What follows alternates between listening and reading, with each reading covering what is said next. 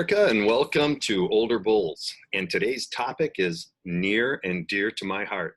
I'll be talking about self-sabotage. Yes, I am I'm masterful at this. Let's start off by defining the term self-sabotage. So, shall we? I'm sure that there are a lot of different ways of defining and even understanding what people mean when they refer to the term self-sabotage. For our purposes today, I'm going to start by talking a little bit about it, and then along the way, we will define it exactly as far as how I'm trying to represent it here. Let's start by asking ourselves, what are the most conflicted values that lead to this thing called self-sabotage? How does it happen? Where does it come from?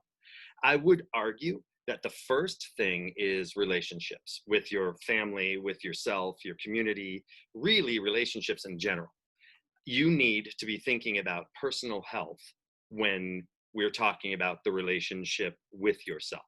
So keep that in mind. Are you taking care of yourself physically, emotionally, and intellectually? All three of those areas are unbelievably important. We talk about it and it's cliche, I know, but if one of those three things is out of whack, everything is out of whack. No matter how much as men we want to ignore one or the other or all three. The two things that are usually in conflict are those relationships and money. And that's where I'm whacked out. Relationship with money. It's not that they can't exist harmoniously, because they can. I know, I've seen it work, not with me per se, but I've seen it work with other people. Okay, so let's get into this and see why these things are the biggest source of conflict that lead to self-sabotage. And again, I am no expert. This is personal opinion and personal experience only, so bear with me. If you have a high value on relationships and those people who are around you, those people that you keep in your tribe, in your inner circle, and they have a high disregard for money, whether they see it as evil or greedy or unnecessary for happiness, it doesn't matter. If you personally start changing your beliefs that money isn't a bad thing, that it's actually a good thing, how do you think your group will respond to you when they see that your values no longer line up with theirs, no longer line up with the tribe, the group, the herd, whatever you want to call them? They're going to start questioning you, your intentions and your motivations. What's going on with Charlie? You know, he's changing. If you have a money-making idea or you are starting a new business, your tribe is more than likely going to reject you for not falling in line with the tribal expectations. But the bigger question and the problem really is, what will you do when this happens? How will you react to your tribe? How will you react to the way that they're reacting to you?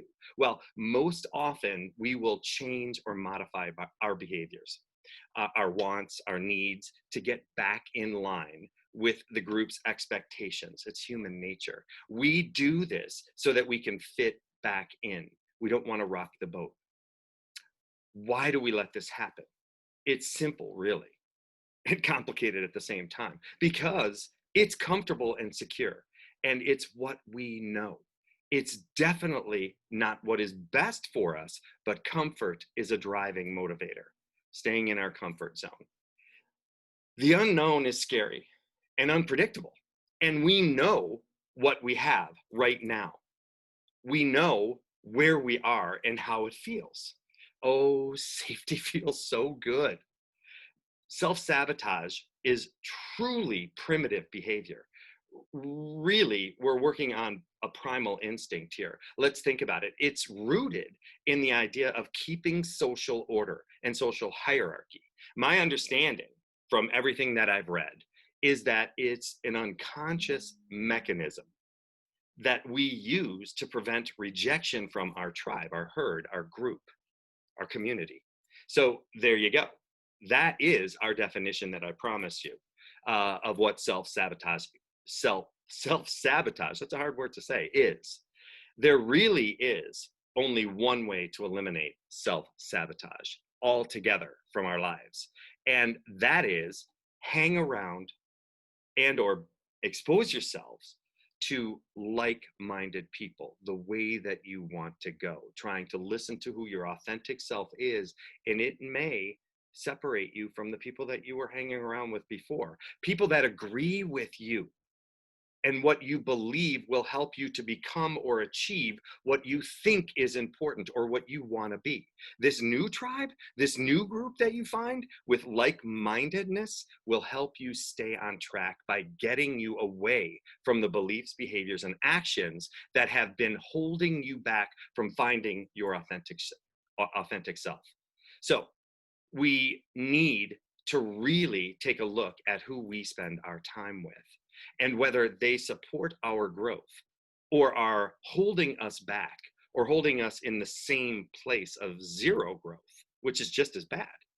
The degree of self-sabotage that we are experiencing is a direct reflection of the amount of time that we are spending with people that see our progress as going against the agreed norms of the group. This is one of the most difficult things for most of us to swallow, but it doesn't make it wrong. Here it comes. Are you ready? We are exactly where we deserve to be. No one gets a free pass to succeed. We need to constantly evolve and grow, physically, emotionally, socially, in all of the areas, psychologically. It's not easy to get out of that comfort zone, I know, but this is an important but. So listen, please. The one thing that I believe is that it's not hard to change, it's just hard to decide to change. And when, I'm going to say that one more time, it's not hard to change, it's just hard to decide to change. And when you make that decision, that's where the rubber meets the road. That's when things really start to happen. That's where the magic is, folks. As soon as we decide to change, we upset the emotional and psychological apple cart of our tribe, of our herd, of our families, the people that we hang with, the people who are in our inner circles. This is no judgment about the people that you or I hang with. But if their beliefs and values don't coincide with your new self-view, you need to find a new group. But sometimes that apple cart needs to be flipped upside down. And in the end, that's for you to decide. How comfortable are you with that? You have to be ready to deal with the resulting consequences. If you're not, you're not. It's that simple. And I'm going to say that you're just not ready in capital letters yet, which is not a bad thing. Saying that I can't do something is different than saying I'm not ready to do it yet. That doesn't mean that you will never be ready. It just means that you're not in the right headspace in this particular moment. But you shouldn't stop examining, assessing, and questioning, because maybe tomorrow or the next day or the next week or the next month, you will be ready. If you think that you're a loser because you're not ready or able to make a change right now, you are truly self-sabotaging yourself. You are using that negative self-talk to put yourself down where you think you deserve to be. Don't give into that ever. These are limiting beliefs that we have created, but can, I believe, wholeheartedly overcome. You just see it for what it is. I'm doing it again. I see it. I understand it. Here's an example of how to flip the negative self-talk switch. Okay, something that I do, that a friend and I just talked about recently. Instead of saying, you are stupid, change it to, wow, that was a stupid thing to do. Instead of, I'm stupid. Don't make it such a personal attack. Growth is a process, an individual process, which means it's different for everybody. Some people have the gift of being able to realize a change needs to be made and then actually make it happen, actually make it come to fruition. Let's be real though. That's not most people. Be forgiving of yourself, but not to the point where you let yourself off the hook for becoming the man that you see yourself being.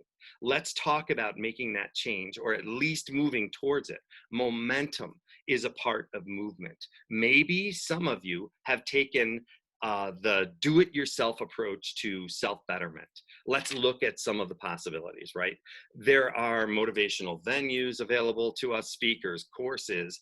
It's all great stuff, isn't it? I know, I've gotten wrapped up in it myself, but I want to share a little secret with you. None of those things work unless you do. Another little tip. This is a freebie. Self-improvement is an inside job. Nobody can do it for you. The hard work is all yours.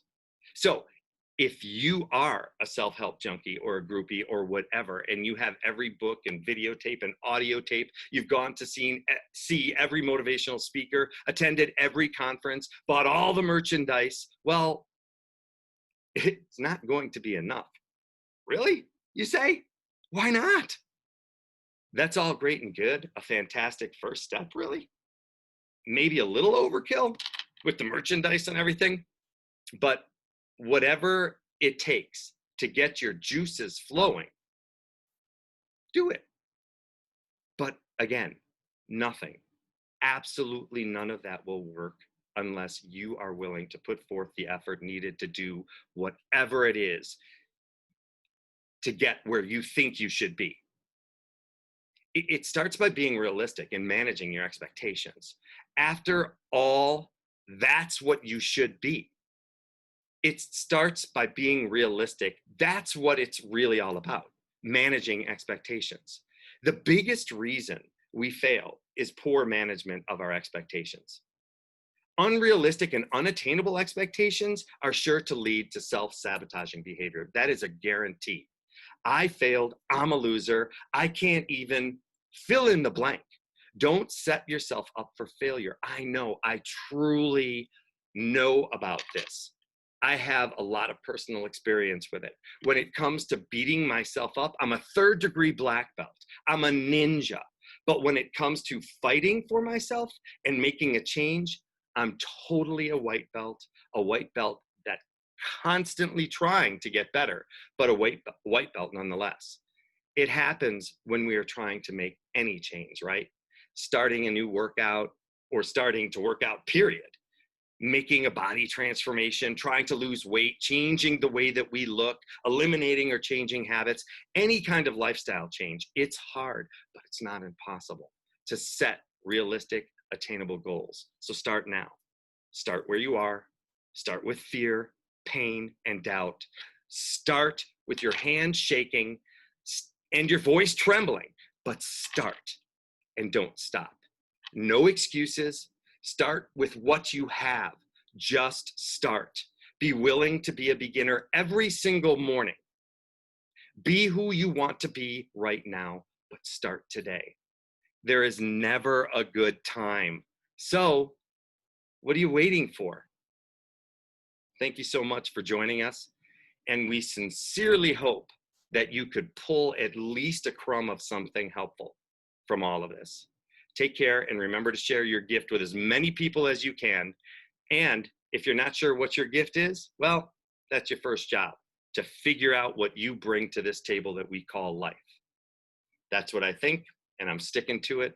See you next time, America.